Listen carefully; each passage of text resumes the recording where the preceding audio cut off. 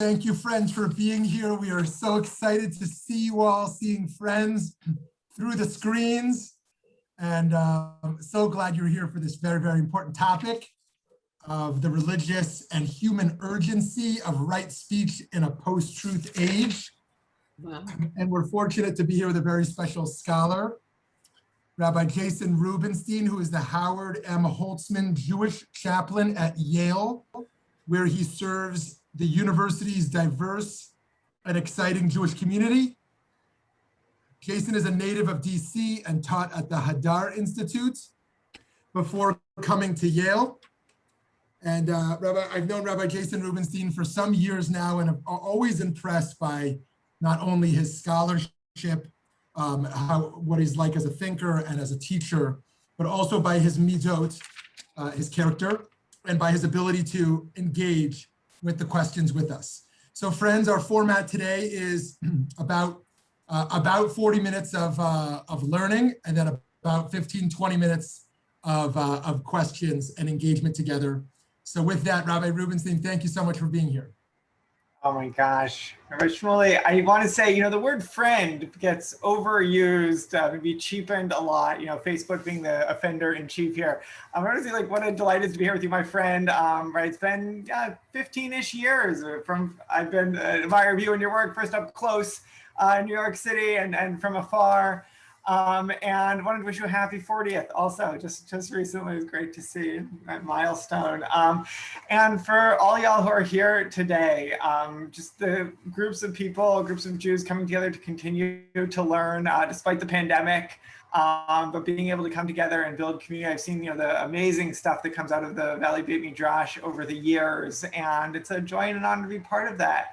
And let's jump in. So I want to just frame, the idea that we're in a kind of post-truth era. I'm probably not the first person you're hearing saying those words, right? The idea, whether it's fake news, whether it's social media lies. Mark Twain apparently was the one who said the phrase that a lie has gone halfway around the world while the truth is still tying its shoes to get out the door. So this is not a distinctly modern problem, but it's accelerated by, first from maybe network to cable news, then cable news to hyper-partisan news sites, and perhaps also to some political styles which really thrive on not just telling lies, as we'll see, but actually going a step further of trying to get us all to question whether there is such a thing as truth in the first place. And I think, each of us probably in a different way feels that when that happens, it's not just a political thing that's happening, even though I think it primarily happens in the political sphere, is kind of driven by our politics, some of the sickness in our politics. And it's a human loss that extends beyond that, in our ability to know one another. And it also is a religious loss, right? That whatever our deepest senses of connecting to other people, connecting to truth, connecting to ideas and a sense of human dignity is all threatened, is all imperiled, is all weakened by that. And the converse, that when we can actually come together with purpose and integrity and meaning, that our basic religious commitments to Torah, to one another, to the Jewish people, are strengthened and supported. And so I want to explore an idea that a text that I think puts that better than really any other one that I've seen. It's from the great Rabbi Isaac Hutner. So just a quick show of hands. When I say Rav Hutner, do we have any Rav Hutner fans online here? Shmuley, of course. So I'll tell you a little bit about who he was. To know him is to love him, as you'll see from this learning. Rav Hutner was one of the great scholars of pre-war Europe. He was very close with Rav Kook. In fact, a fun piece of Jewish trivia: he inherited Rav Kook's shtreimel.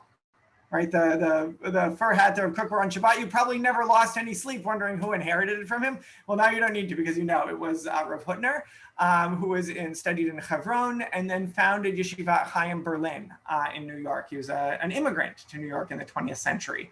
Spent most of his adult life in Brooklyn teaching. And you'll see, for reasons that I think will become kind of clear over the next half hour or so, he's a solid contender for greatest darshan, greatest Jewish interpreter of the 20th century. which is saying a lot. There's Rav Soloveitchik, there's Abraham Joshua Heschel, there's Rav Kook himself. Right? It's a crowded field. We're Ashrenu Matov, and we're fortunate to have such a flurry of intellectual and spiritual activity.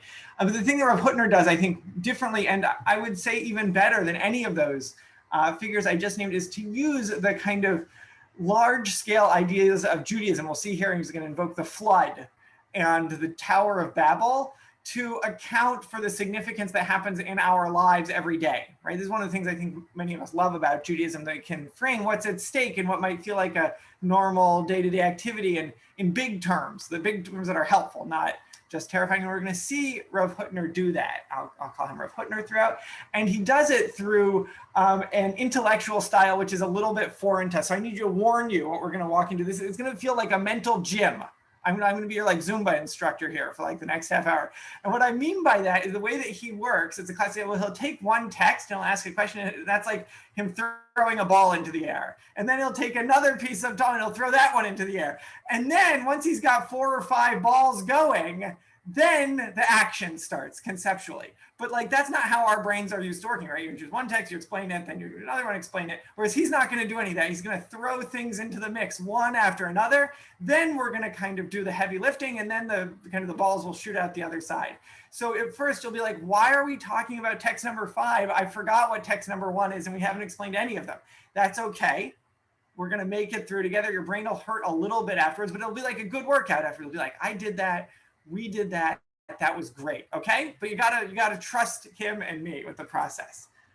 All right, so are you ready to do that? Okay. So we're going to start flying through some text here, and I will explain it. If things aren't clear, if I'm talking too fast or something didn't make sense, you should feel free to unmute yourself, put something in the chat, and we will clarify as we go. You don't have to wait till minutes 40. Okay.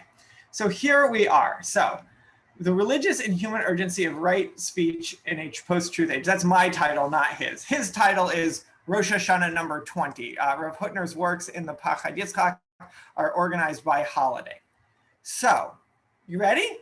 Let's do it. Strap on your safety belts. Okay. Statement number 1. Joseph left prison on Rosh Hashanah. Okay, let's just pause there for a second. I'm going to stop the show just so we can talk about that idea. So Joseph was in prison in Egypt, right? His brothers sell him. He goes into Potiphar's house. He's accused of sexual assault. He's put in prison. He interprets the dreams. The steward goes out, and then he says, oh, Pharaoh has a dream. And he says, oh, there was a Jewish man who could interpret dreams, and Joseph is brought out of prison to interpret Pharaoh's dream. That all is in the Torah. As it normally does, the Torah does not tell us the dates of various events. So one common, and I find it a very elegant move that our rabbis of blessed memory make, is to interpret stories just by attaching dates to them. So one image is Joseph left prison on Rosh Hashanah. So this is already an extremely moving image, right? And just in terms of thinking about incarcerated people, right? That any one of them could be Joseph, right? Now Joseph was one of them, and that the act of coming out of prison is itself a redemptive act of renewal. I don't know if any of you have seen Emily Bazelon had a piece in the New York Times Magazine about collaborating with her sister Lara, who's a lawyer, to have a man in New Orleans who was wrongfully convicted, have his conviction overturned and vacated. And the last few scenes of the story about his leaving prison into freedom. So that's the scene. So this tells us something, not just about the Joseph story, but also, as Rav Hutner is going to suggest, about the holiday of Rosh Hashanah, of what kind of freedom means. It's this exiting of a state of imprisonment. Okay. Not every line is going to be this slow and require this much interpretation. Okay. We learn this. So what verse in the Torah is this attributed to the proximity of 2 verses? One says, sound the shofar at the new month. That sound the shofar at a new month is a verse that we interpret as Rosh Hashanah because it occurs on the date of a new month, a new moon, and we sound the shofar. And a verse 2 verses later, witness was given by Joseph when he went out over Egypt, saying, I heard a language I had not known. So this is very strange, right? Joseph goes out from prison to begin his ascent over Egypt, and he says, I had heard a language I had not known, and that's going to become a key phrase for us. The conclusion of this verse, I heard a language I had not known, is interpreted by our sages as Joseph learning the world's 70 languages before his ascent to power in Egypt. So this is a fascinating idea. So the rabbis use the language of 70 to mean like a lot. Like for those of you who took French in high school or French speakers, right, they would say 36 in French, 36, which means a whole lot. So the Joseph, we are told, learned all of the angel Gabriel, I believe, who, as he was exiting prison, taught him every human language. It's an amazing image, right? And will become totally central. Okay, so that's the picture. He comes out on Rosh Hashanah and he learns all of the world's languages. We should certainly awaken to the quality of witness by Joseph as it relates to the learning of 70 languages, and particularly to the dependence of these matters on his leaving prison, specifically on Rosh Hashanah. So we have Rosh Hashanah and leaving prison and learning 70 languages and the ability to give testimony, right? Witness. Witness was given by Joseph. So that's like 4 or 5 different concepts just floating around right now. This is like Rabbi Hutner setting a table so we can have a meal at that. But we're not ready yet. We have to introduce some more concepts. You ready for more? Okay, it's not making sense yet, but it's gonna get there. Just not, we have to take a detour first. Okay, to explain these things, all those things, prison and Rosh Hashanah and Joseph and witness and learning languages, explaining all those 5 things, we must return to the source of the world's 70 languages. In the generation of the dispersion, right? This is after the Tower of Babel, when God dispersed humanity and gave them, switched us from having one language to multiple languages. And understand the punishment of the generation of the dispersion is not just any punishment that befalls the wicked, but one with a particular depth. And to clarify these matters, we will quote from elsewhere in the Pachad Yitzchak on Passover when he's explaining this. So now we're going to move entirely over. We're going to put Joseph to the side for a second, and we're going to talk about the generation of the dispersion. Okay? Now, before we get to our next text, we have to ask, we have to do a little bit of rabbinic contract law. Okay? Why do we need contract law? You'll see, but we need it. We need a lot of material to go on this hike. We're packing our bags.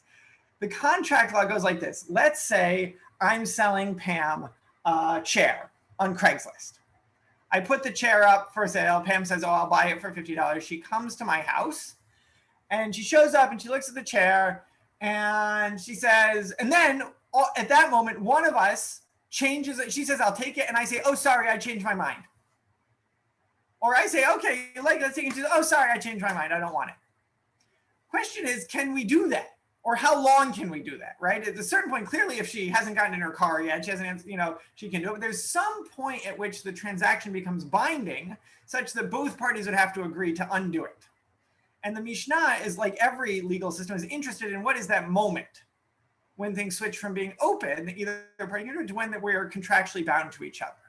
Okay, now why is that relevant? How is that relevant?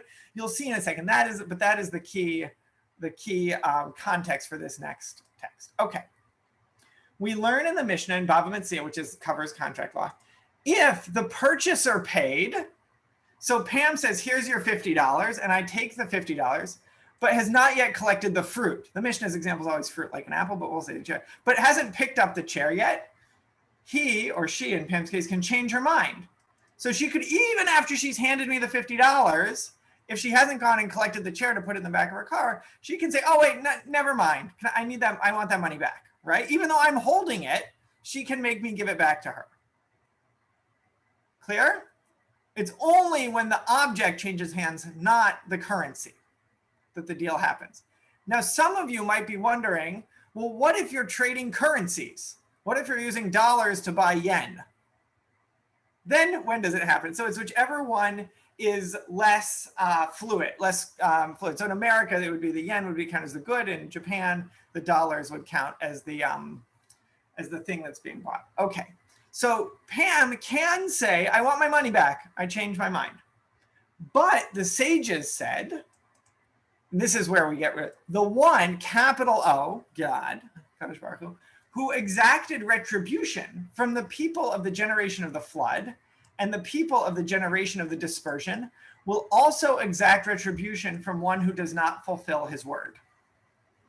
So the idea is Pam can say, Jason, I'm sorry, I want my money back.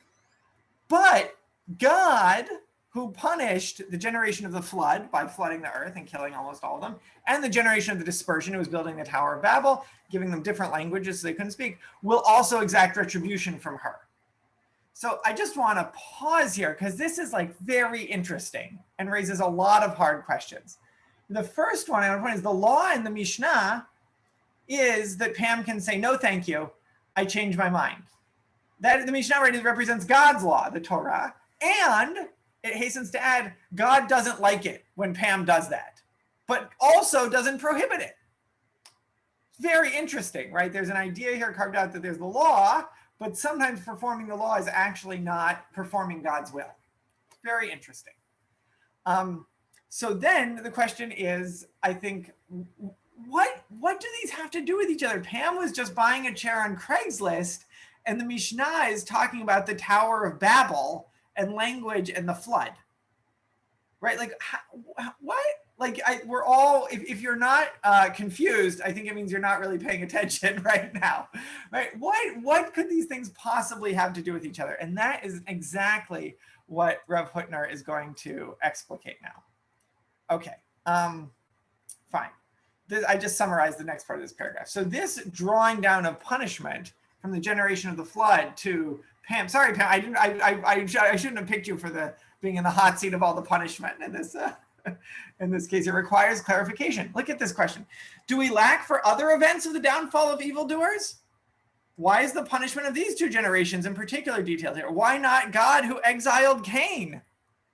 Why not God who sent Adam and Eve out of the Garden of Eden? Why not God who struck down the priests of Baal at Har Carmel or swallowed the earth for Korach, etc.? You could pick a million different examples of divine intervention and judgment, Sodom and Gomorrah, right? Like, you just go on and on. There's no shortage. Why the generation? What in God's name does the generation of the flood, generation of the dispersion have to do with Pam not buying my chair off of Craigslist? Okay, we see from this Mishnah that the punishment of these two generations has a quality which makes it unique in the general class of the downfall of evildoers. So what is that? Here we go. Note that the first punishment to occur in the world was the punishment of Adam, right? Adam and Eve being expelled from the garden, being made mortal. In the language of the sages, that's the Talmud, the punishment is referred to as the diminution of the human form. The Holy Blessed One placed his hand upon him and diminished him. So Adam was reduced in his stature. I want to pause just to say a word about where Rav Hutner comes from. He grew up in the Sabodka school. So even Sabodka was the yeshiva. And it was a very kind of passionate study of Musar. And the core idea of it was what we just read, actually, that each human being possesses an infinite dignity that's kind of hidden. And the tragedy of human life is often that dignity is invisible to ourselves and we can't see others' dignity. And the purpose of the practice of Torah and mitzvot and Jewish life generally is to make that our dignity visible. And the story that I've heard, I'm a little skeptical of it, but it's the story I've received from my teachers, is that what destroyed the yeshiva in Sabodka was the Russian Revolution. And not because an army came through and burned it to the ground, but because when the yeshiva students heard that there was an army marching to create a government based on the equal and infinite dignity of every human being, they said, well, this is what we've been taught is the most important thing. And they basically cleared out of the yeshiva to join the the Red Army. It's an incredible image, right? They felt like such a deep revolutionary consonance between socialism, like a humanist socialism, and the Torah that they've been raised on to be passionate about, that they threw themselves in wholeheartedly. So that is the paradigm of the human condition. And for those who are into 20th century philosophy, the thought of Emmanuel Levinas, the post-Holocaust French philosopher, speaks a lot about the dignity of the human face. Is very resonant in Rav Hutner. Rav Hutner maybe even read some Levinas, I'm not so sure, but there's a deep echo there of like just the infinite power of the human face. So that is the first moment, is the diminution from this resplendent kind of metaphysical being, Adam and Eve, or into kind of normal looking human beings, but who still retain that peace inside them. And we're going to keep going from here. And we should further be aware that this diminution of the human form continues twice more. So there's one shrinking down of the human form with Adam and Eve, once with the generation of the flood and once with the generation of the dispersion. And the generation, so what he's saying is the human form is being shrunk again and again. And he's telling the story really of the first 11 chapters of Genesis. And we'll see how that becomes important in a second. So I'll skip over the flood one here. It's in the ellipses because it's a little bit involved. But now watch this, because this is where we really get going. The transition from the condition of everyone on earth had the same language and the same words, which is how things were before the Tower of Babel, when each person could come to know every other person and be known by them, to the condition of confounded languages, is a humbling of the status of a human being. We are actually reduced to the extent that we cannot communicate with and come to know the people around us and be known by them.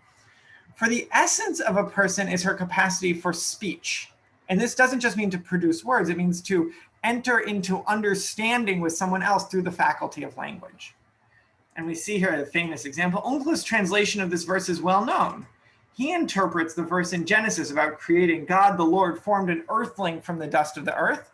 God blew into its nostrils the breath of life, and it became a living being. So this seems like an easy enough verse on its own. God breathed into the human being and it became a living being. The problem with it is that human breath, understood physiologically, is not that different from the breath of cows or cats or chameleons, right? Respiration in, lungs, separating out the oxygen, send out the carbon dioxide, repeat.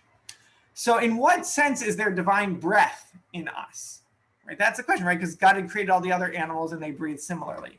So Onkelos translates as, God, the Lord, created an earthling from the dust of the earth. God blew into its nostrils the breath of life, which became in it the breath of speech.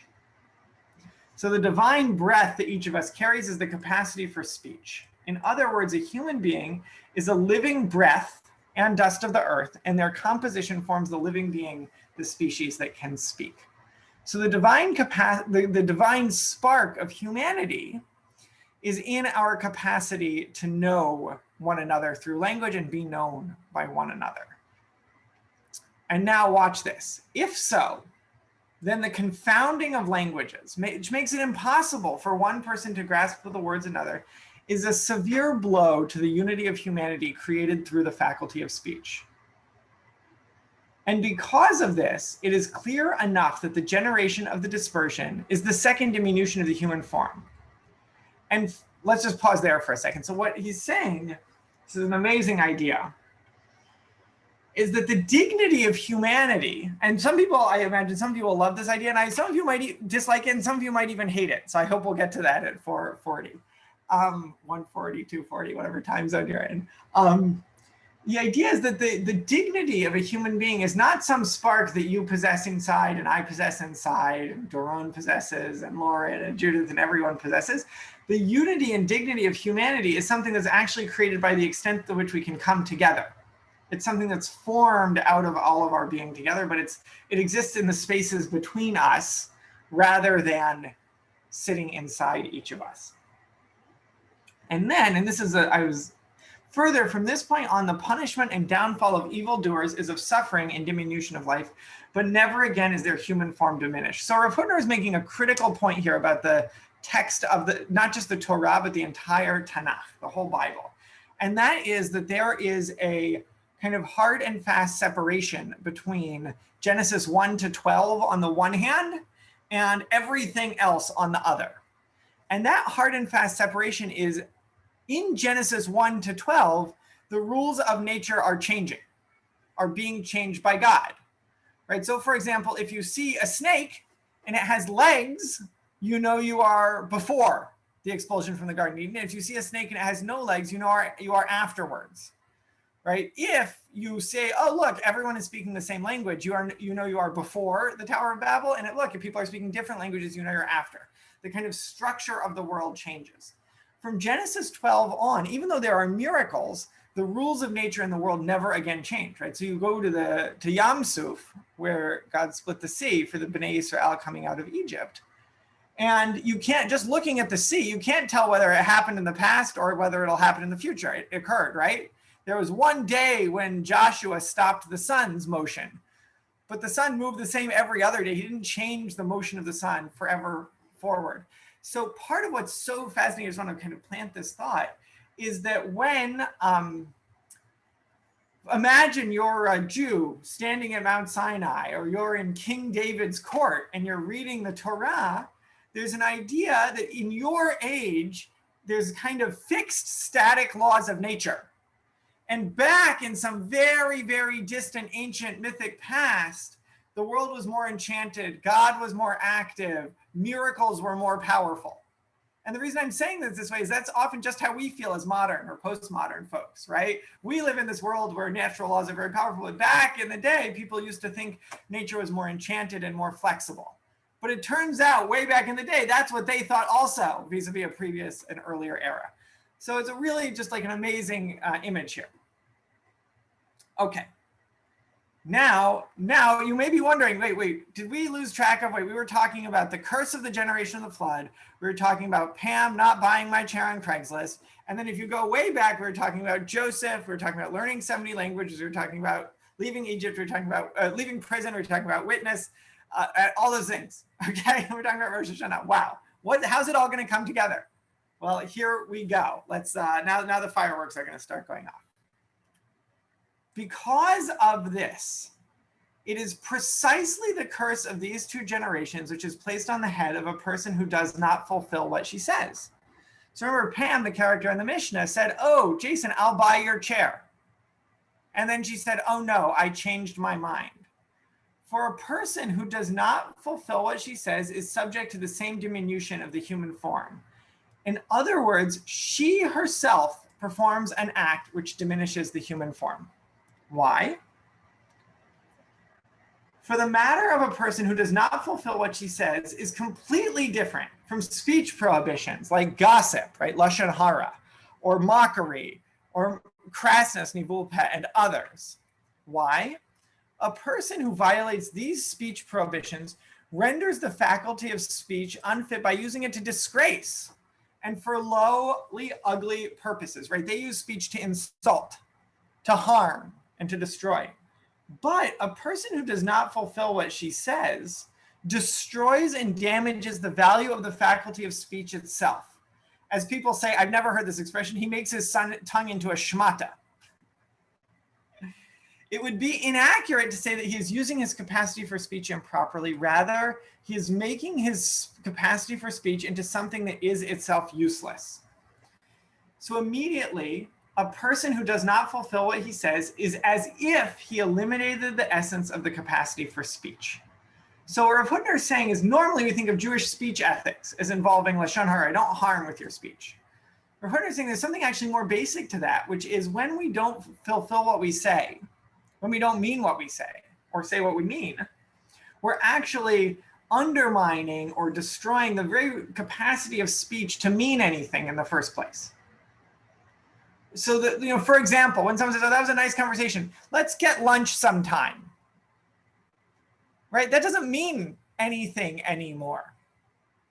When someone says, "I like your haircut," it doesn't really mean very much. And so what Rav Hutner is describing here is that when we speak in not forthright ways, perhaps even, "Oh, how are you? Fine."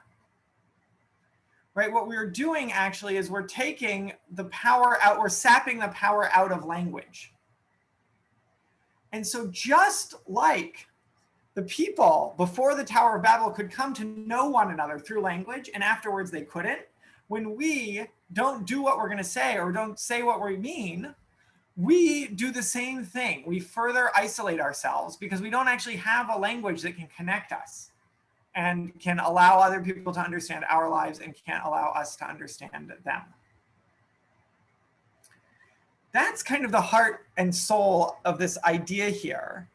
And what it gets, I want to point out, is that we live in a world that's constituted by words, but not just words like in a dictionary, words spoken by people to people.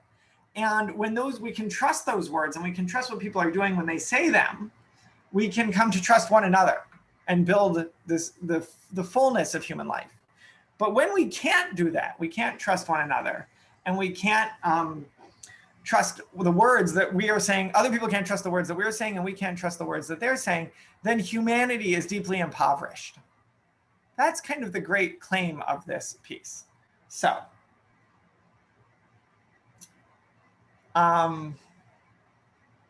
Okay, I want to just find out how to wrap. Yes, okay. Let's read this paragraph now, because you're wondering, well, what about Joseph? Okay. And because the punishment of the generation of the dispersion was a diminution in the human form, then the elimination of this punishment, i.e. someone who could speak all 70 languages, is an elimination of this diminution of the human form. In other words, an enlargement of the human form. So it is clear that a person who can speak all 70 languages, remember Joseph, constitutes an elimination of the punishment of the generation of the dispersion, right? He undid in himself that punishment by being able to communicate with everyone. For the essence of the punishment is through a multiplication of the languages, such that a person cannot understand her neighbor's speech. But for a person who knows all 70 languages, like Joseph did, the multiplicity of languages presents no barrier to the unity of humanity, to the understanding of her neighbor's speech. And so we find in Joseph's statement, I heard a language I had not known, a declaration that for him, the diminution of the human form has been eliminated. And this is the witness given by Joseph. So just to put it all together, when Joseph came out of prison, he didn't just exit prison, he also exited a second prison, which is our own imprisonment in the small worlds of language that we can't escape. And he did that by learning, when he learned all 70 languages, he was liberated to talk to every single human being and to restore, at least for him, the dignity and possibility of what the entire human species is together. And so that's the sense of, right, the witness that he gave is the testimony to the idea that each of us can know each other and gain something from knowing each other. Does that apply only to Joseph? Lauren is asking in the chat, or does he redeem for all humans? Good question. So Joseph did not redeem everyone. He bore witness to something, right? This is the witness he gave. He gave witness to the idea that a human being can come to know every other human being, at least in theory. That's an idea that probably most of us, at least if you're like anything like I was until I read this essay, had never even thought of. Right? Like, what does it mean that my life is cut off for most of the lives of people in the world, not just by distance, not just by religion, not just by when I'm alive, but by the facts of language, right? We take it as a given that most of us will never even have a shot at knowing most of the people in the world or them knowing us.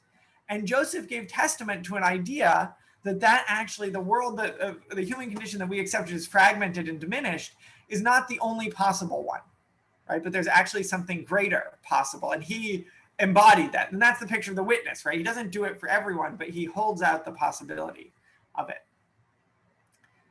So first, I just hope you kind of are feeling now how all of these things come together. Yeah, Jody, we are gonna take a little pause here to summarize this. There's a little piece from Harry Frankfurt that I want to discuss also. But let's go for it. Jody, you're up.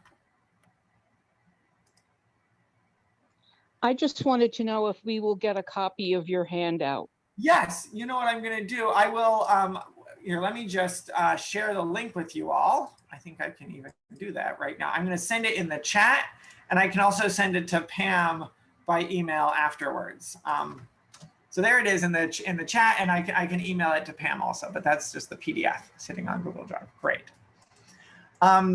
Okay, so I want to just point out, I mean, the thing that I want you to kind of just get a feel for a minute before we jump into the last passage from Harry Frankfurt is, I mean, just the elegance, right? I mean, just imagine the mind who, right, takes us from the Mishna, which goes from Pam deciding not to buy my chair for $50, to the text, to the interpretation of the generation of the flood, understanding that as the diminution of the human form, the reduction of the dignity of a person, then to Joseph exiting prison and learning all 70 languages. And through this gives us a real picture actually of what human dignity is. Again, that it's not just something that you have and that I have individually, that when we're separate, actually none of us possesses it. Right? It's actually through our ability to come together through our minds and our minds via language that really means something, not just to talk words and talk about the weather, but to like share deeply what we care about, to make promises. This was Nietzsche's definition. The human being is the creature that can make promises and keep them, right? And that is actually how human dignity occurs, in that coming together. I find this to be a very moving image. And one that rings true in the sense, again, that we are diminished when we feel like our words can't mean anything, when we bring evidence for a claim and people don't care. There's like, oh, that's fake news, right? When people abuse the power they have to shape language, and we feel like, well, that doesn't just matter for who's elected president next. It matters for like how my conversation goes over dinner, right? And whether I get to know my neighbors, and ultimately what human life is about. How big can we dream in terms of coming to know others? And so the passage I want to share is a contemporary text. Is it a Jewish text? I don't know. Harry Frankfurt is a contemporary philosopher.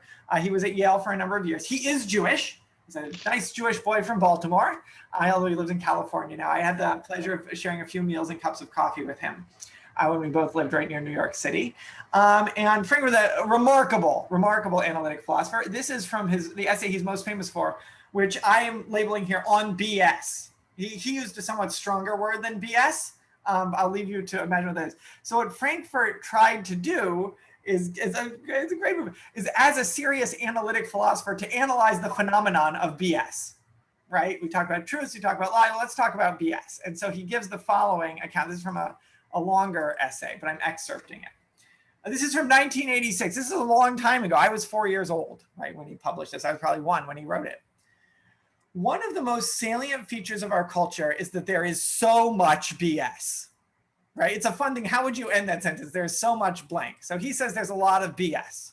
Now he's going to define what that is. For most people, the fact that a statement is false constitutes in itself a reason, however weak and easily overridden, not to make the statement, right? When the teacher says, did you do your homework? You say yes.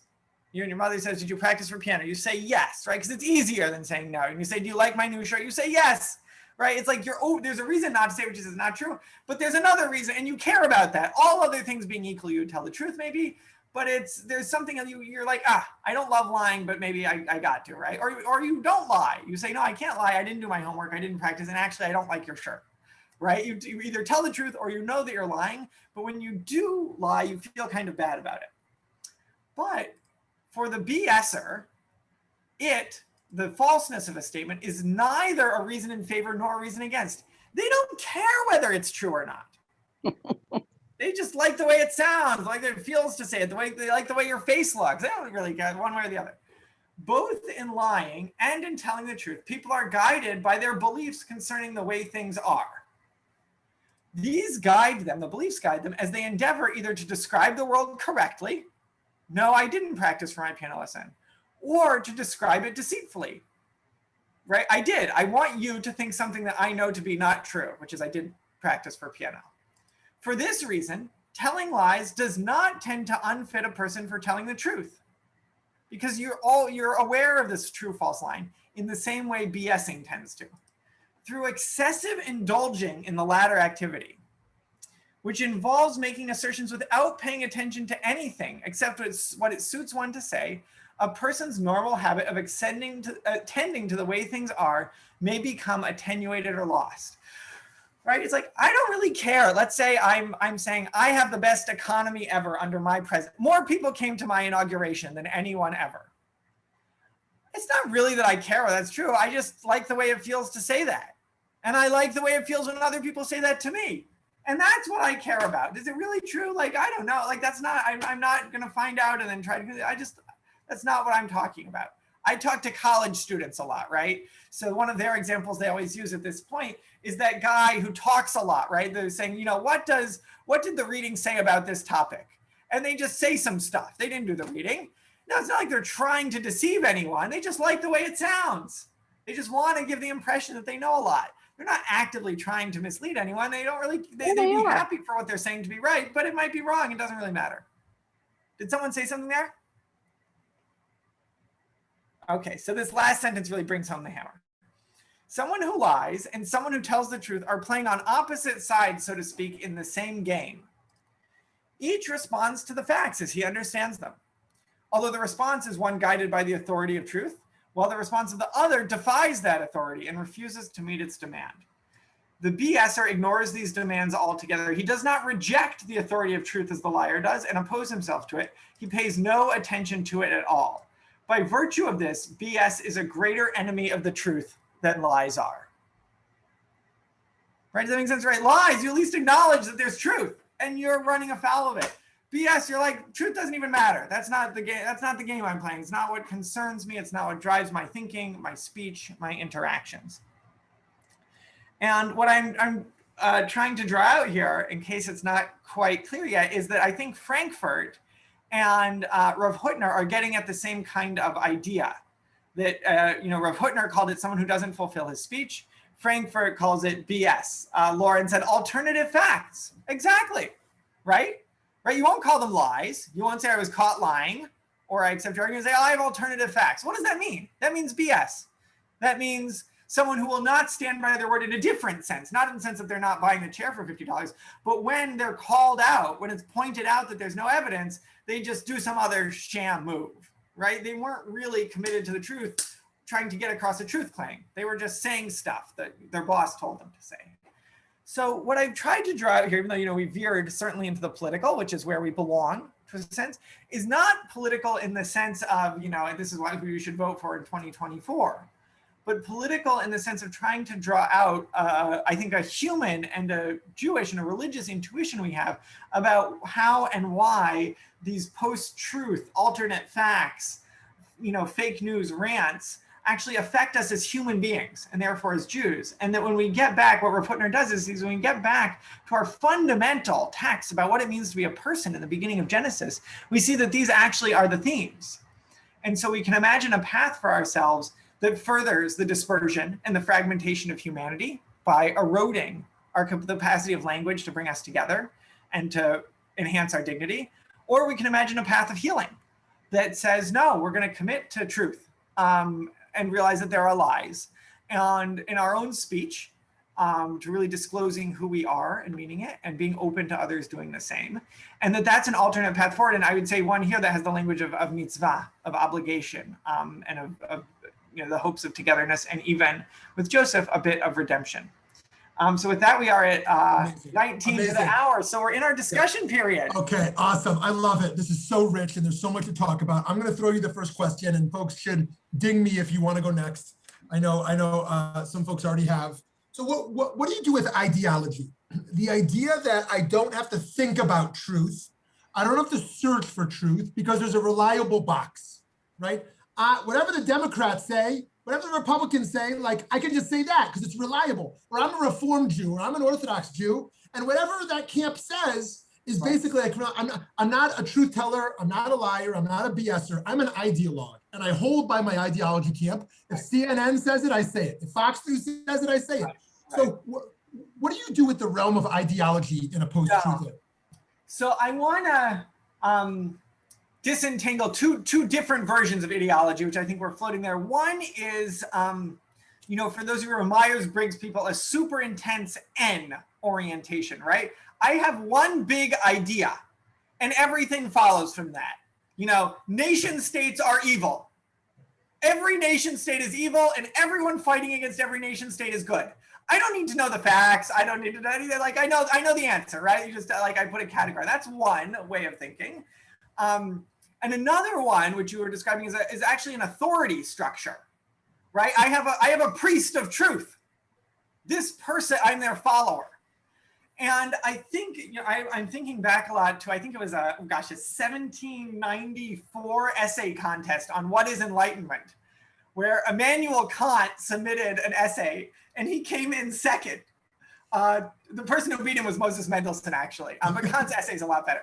So the first sentence of Kant's essay is enlightenment is man's freedom from self-imposed tutelage, right? Which means being someone else's apprentice, right? And he says, look, there are sometimes when we need the guidance of others, right? Like, I don't know, like I have high cholesterol. I need someone to tell me like these foods increase your cholesterol, those foods decrease it. Like I need to learn that, right? Like someone else has facts that I don't have. Someone else has some amount of study I don't have.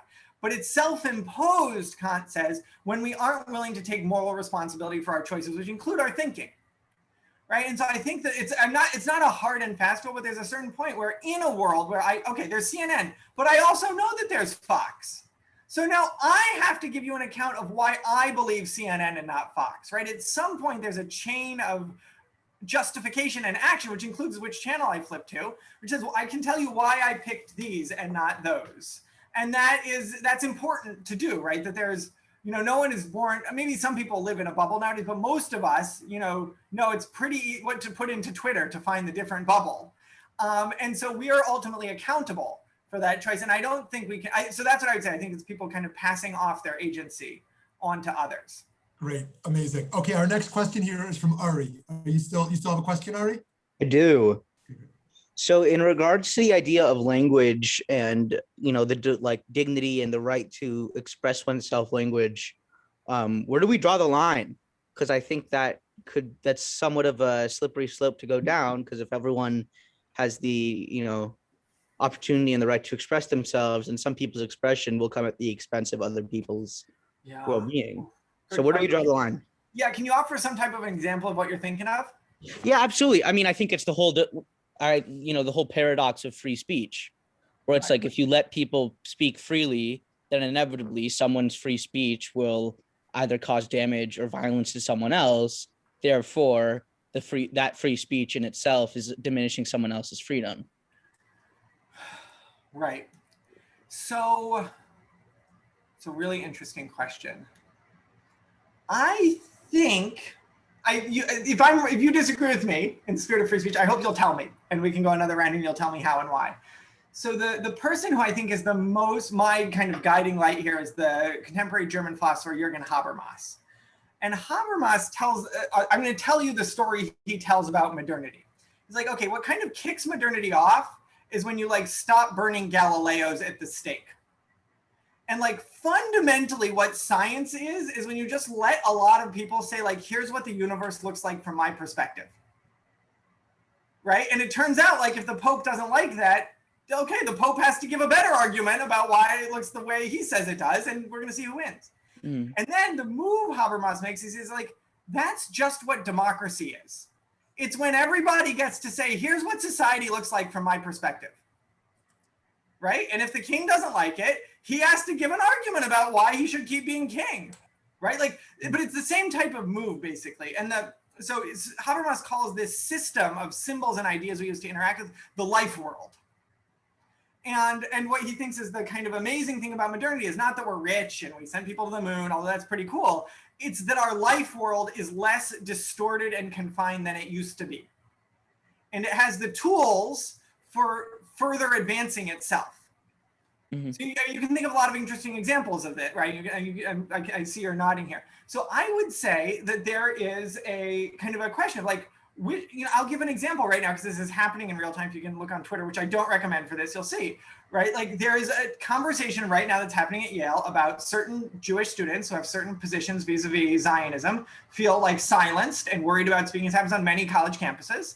And also Palestinian and pro-Palestinian students feel silenced and worried about speaking, as happens on many college campuses. Now, I think they're probably all right. I think it's hard for each of them. And what is useful about that Habermasian framework is it points out it's not a zero-sum game. And we can actually come up with a conceptual thing. You could even imagine measuring it. What % of people get to speak? And how many people are listening? And are those ideas responded to? You can actually think about the kind of health of a discursive space. And you can say, okay, if I get to say, well, that hurt my feelings, so I think you should be kicked out of the university, that's probably on the whole going to diminish the amount of speaking and thinking we get to have here together.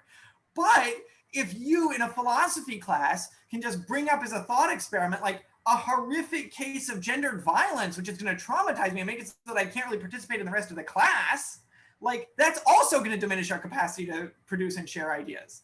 So I think if you kind of put that idea forward, you can, even though there are some trade-offs, you can think about what's going to kind of maximize our capacity to talk together. And it won't be perfect, but it'll be, as we always say with democracy, right, better than all the other options. Amazing, amazing. Good question, Ari, and thank you. So I see Lauren Blatt has a question, and then we'll go to Eddie. Yeah. All the way from Canada. This is a question from Canada, so we're going to get a whole new perspective. Absolutely, and my approach will be a Canadian one, to be honest. So with the concept of free speech, I do think Americans go overboard. I mean, we do have laws against hate speech. Not easy to enforce, but we do. I mean, we've had more than one Nazi paper. not allowed to publish anymore. We had a German immigrant who lied about, this is back in the 70s, who lied about his involvement with the Nazi government, being a Nazi, but he ran a Nazi paper and he was eventually thrown out of the country. So, and the other thing is slander. I mean, I'm just amazed that, Trump is getting away with so much slander, that Fox gets away with so much slander, because I do believe that Americans have laws against slander. And I don't know, I guess it's up to the slandered person to sue. But, there's a slippery slope on both ways, and unfettered free speech is just plain dangerous also. Right. Canadian point of view. So thank you for bringing in it always gets richer when you have a perspective from across any border. The first thing is there are some multi-billion-dollar lawsuits being filed. I think Dominion Voting Systems has been filing them against Fox and others for slander. And I think, one of the interesting things to do if we were to kind of take this question and feed it back into the Rav Hutner essay, really Ari's question and yours, Lauren, would be that line when he pivots between using speech destructively, like slander, versus speech that undermines the power and capacity for speech. And maybe what we're talking about is maybe in America, speech has, in certain ways, too much power, right? Like if it's very powerful, then you're going to get more of that using it for bad ends, right? If and so then maybe we're in some kind of trend. Now it also has too little power in certain ways. But I think you're absolutely right that this is not like an end all be all. I think what Rav Hutner is trying to do is kind of excavate the foundation is in terms of the capacity for speech. And then what you're describing is the first and second floors of the building kind of built on top of that. Great, awesome. Our next question here from Eddie. Definitely. Thank you so much for this great class. I have a question. What was really resonating with me was when you were talking about the concept of BS.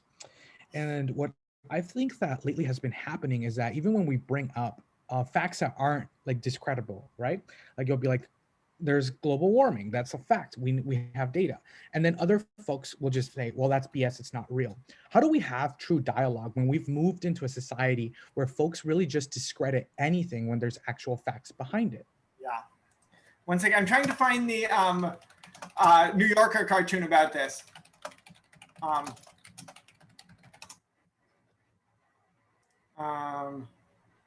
I may not be able to find it. I can't find it. Anyways, the cartoon is a son walks up to up the steps from the basement to his father sitting in a lazy boy, and he says, "Dad, there's 8 inches of liberal conspiracy in your basement." Right? It's like, well, at some point, it's like, it's real. No, and I was just talking about this last night with my wife. Like, you don't hear anymore really, oh, that global warming stuff is BS. Now we're on to critical race theory, right? Like, which is itself a sign of BS. I mean, do you guys remember the 9/11 mosque? Right? Like that was like a whole thing. Like I remember my father saying to me, he's like 2 days after the election, you will never hear about that thing again. And he was right. Right. So that there's a certain, right. So it's there. So what do you do with it? Right. When you encounter it. So here, I think our guide should be Maimonides.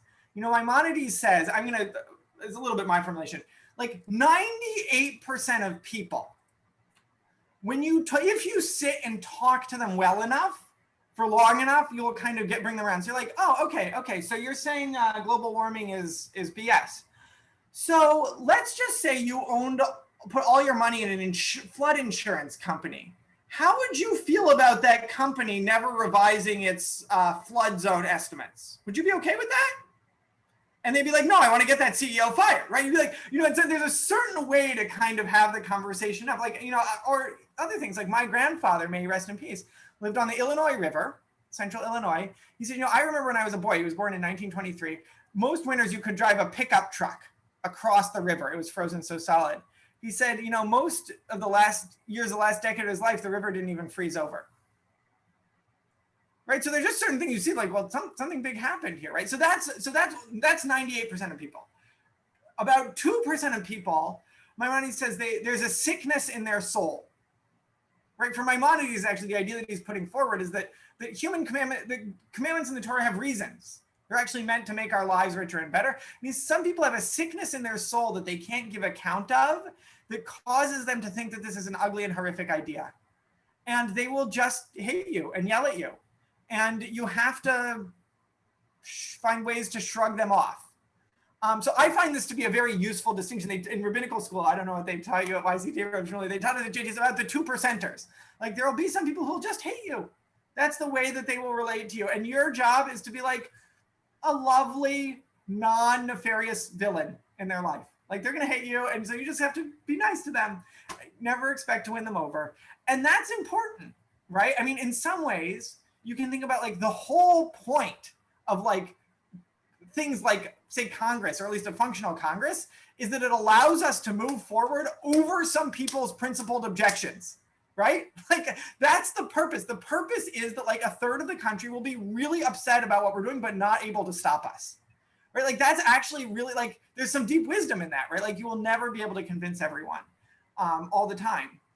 And that's, you know, that's for a whole variety of reasons, but that's how I would respond. It's, you know, sometimes people for whatever very internal psychological reasons are not able to participate. And like the sooner you can realize that and just let them be them and find other people to talk to and find ways to kind of neutralize their influence, the better you're going to do.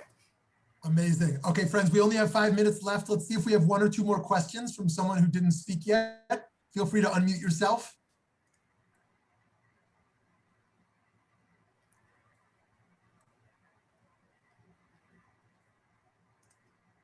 I just want to offer, before people are thinking, like a note of appreciation. This is like such a fun group. I mean, you guys know that already, but I had guessed it because it's like, you know, Shmuley and Pam are so amazing. But to just experience it, the questions are so spot on, that kind of like perfect, sweet spot of like theory and application and personal and intellectual and political. It's like, it's so great. Like you have such a good thing going. You know, I just wanted to share that. It's like, you don't know what you're getting into. And I actually feel like the values of this Torah we've been studying are alive in this group, right? the words are entering deep into them, you know, listening to them, finding your own words, like listening to each other in the chat.